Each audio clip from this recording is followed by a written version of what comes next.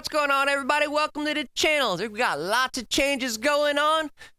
Our old FC kind of petered out. A lot of people stopped playing on a regular basis. I mean, it kind of happens with FCs. People swap around, things die out, drama happens, everything breaks apart. So we got jumped over to another FC. So we've got our room that we had to turn around and clear out before we had to destroy our old living accommodations in the old FC. So now we got the new room. We get to redecorate it and try and figure out how to put all of our stuff back in places that the room doesn't look too horribly. Now, being that you got to put all of this stuff in your inventory in order to move it, makes things a little bit tricky because you've got to go in and empty out your inventory, probably on a retainer like I did. That way you've got room to put stuff. And then you got to carry it around until you've paid your 300,000 gil to get your new FC room. Somebody was also saying that if you got an apartment, you can get them for about 500,000 gil. Not quite sure about that. I haven't gotten any apartments yet. We just deal with the rooms that we get with the FC. I have played around with the idea of getting a house, but trade skills have made it so that my money gets depleted rather quickly. We've got 6 retainers, and they make us good amounts of money on a daily basis, but trade skills and achievement hunting pretty much takes that money right back away. Gotta buy components. Sometimes components are quite expensive. And yes, I get a little bit lazy. I don't want to go around for hours upon hours pecking away at nodes trying to get components. We hit the market board and just buy what we need to buy. When we're working on the Sky Builder relics, those are kind of expensive, and that's something that's really taken up a bunch of time and money at this point in time, because the Sky Builder relics, well, you need to do combines and turn them into the appraisers so that you can go over and buy oddly specific stuff from the collectors and appraisers. And you also need to go into the foundation and run around the diadem for God knows how long, doing all of your collecting stuff, be it mining or botany, because you need the stuff for final combines on the last Sky Builder relic. So if you haven't run around the diadem and you haven't even opened that, that's something that's kind of a critical component to finish out your Sky Builder relics.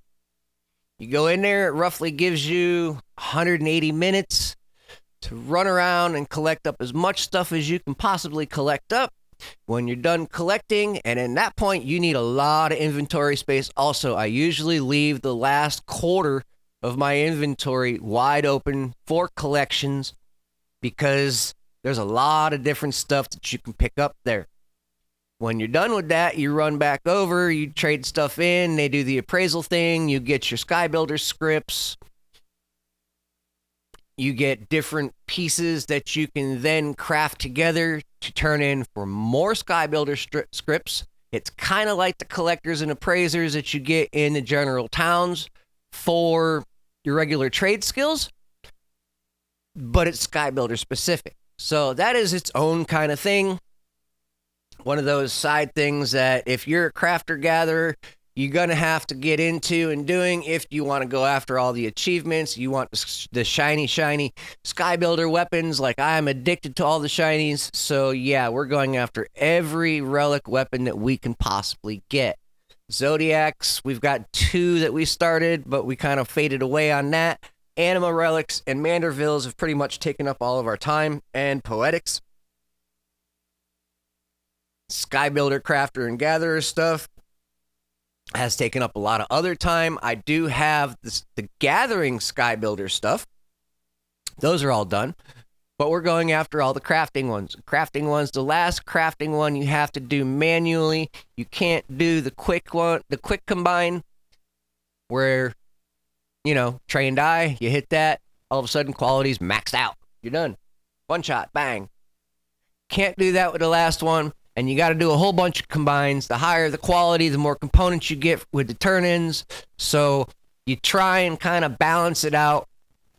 I haven't been able to max out the quality, but you get the quality high enough so that you get 3 to 5 components. Move on. Get your trade-ins, you get your shiny weapons. We do have those further on in the video. think we completed one of those. This is the Paladin's Manderville, the second one, which gives you your first shiny. Really like the looks of the shiny Mandervilles.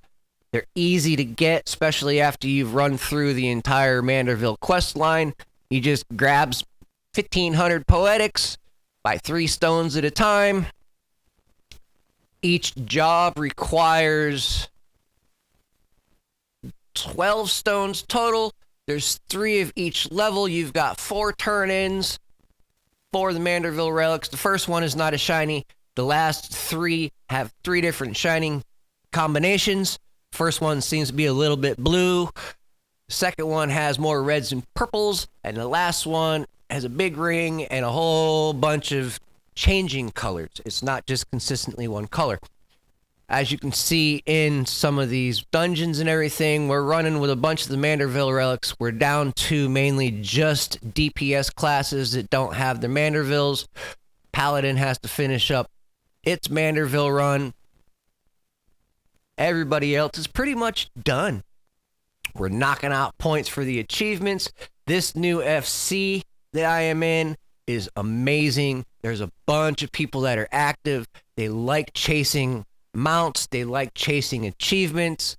Seems like it's not going to be that hard to get groups together to knock out all kinds of different achievements that we need.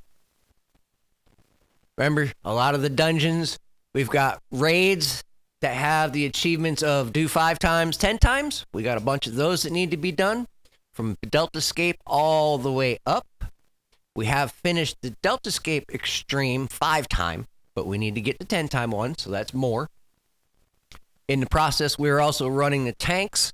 That way we can double up and get the tank bonuses and tank achievements that are needed. Some of those tank achievements, you need to run through dungeons 900 times. And they're duty finder dungeons.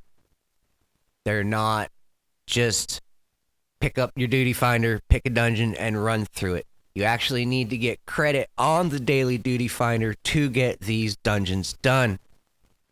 Had a couple of people saying that you can go in through the AAR dungeons and hit some of the savages or extremes and get points. The tags in the little book say it needs to be level 61 or higher. I have noticed that if it's a level 60 extreme, it's not counted. You got to do the 70s. You can run through level 61, 63 dungeons if you want to take that route. Otherwise, you hit the raids, you hit the trials, the extreme ones, the savages. You knock them out in a very short period of time. You run through them unsynced. Some people can say that's cheating. Other people can say, well, it's old content. We're well past that. So we just knock it out and don't worry about it again. Chances are you're not going to come into an extreme that is level 50, 60, or 70 where people are actually trying to run through it normally. Now, in the mentor roulette, that might be a different story. You need to have all of these savages and extremes done for the mentor roulette. So, trying to knock all this stuff out so we can open up the mentor roulette and get on with more achievement points. There is a ton of points attached to the mentor stuff. There's also a bunch attached to the blue mage. So, if you've been hopping on the stream, you know we've been playing with the blue mage recently. It is the last job that needs to be leveled up. So we're going to finish up leveling the blue mage, and then we'll be chasing after the blue mage spells and a bunch of the other blue mage achievements that are attached to it. We still have a ton to do. Ton. We're right now turning in our blacksmithing Skybuilder relic. Get that done. We get a nice shiny hammer. One less to worry about. You also need these hammers to make you need these weapons, or not weapons, but you need these tools to do certain combines. If you're in the foundation and you're trying to run around and get your Skybuilder stuff done, you need the Skybuilder relics and tools to do the combines. I don't think you can do them with regular ones. So if you got the shiny one, you pretty much maxed out on that. Looks really neat. and it makes you smile while you're doing the combines. You don't get to stare at a dull object as it's doing whatever. I really get a kick out of these crafting combines because of the graphics and animations they put with them. There's 10 points to that one. Adding it all up. Knocking them all out. Cloud Deck, Extreme, or Savage, Extreme. Not quite sure. But yeah, there's 10 points for clearing that one. This is with the new guild. Having a field day. It was just an absolute joy to hop in a group and have fun. You die, they laugh. I mean, it's a very relaxed environment. So much different than going through the duty finder and dealing with strangers on a daily basis. Strangers are mean. They will put you on blast if you mess up. If you die too much, they won't res you. There's so many different factors that go along with the daily duty finder that make it so that I can definitely understand why a lot of people don't like it.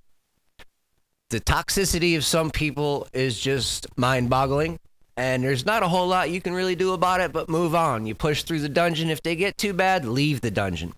Otherwise, just ignore them. Stop looking at chat. Go through the dungeon, finish it up, get your experience, get your points, get your credits, whatever you're going after, and move on. People that are mean are not worth the energy it takes to deal with them. So if you can learn to ignore them and move on, you're better off that way. Life is not a box of chocolates. It's more like a box of razor blades. Is what it is. Make sure you surround yourself with positive people, not negative people, and it makes life a lot easier. So we've got the Summoner with the second Manderville. You guys have watched the stream, you know I'm not really a huge fan of Summoner, but it's another job that needs Mandervilles. So we get them to Mandervilles. It's not a matter of whether or not I like the job. It's a matter of achievement hunting. Get it all done. Get it done as much as you can. Have fun with the content. We're going to be diving back into Eureka and Bosnia.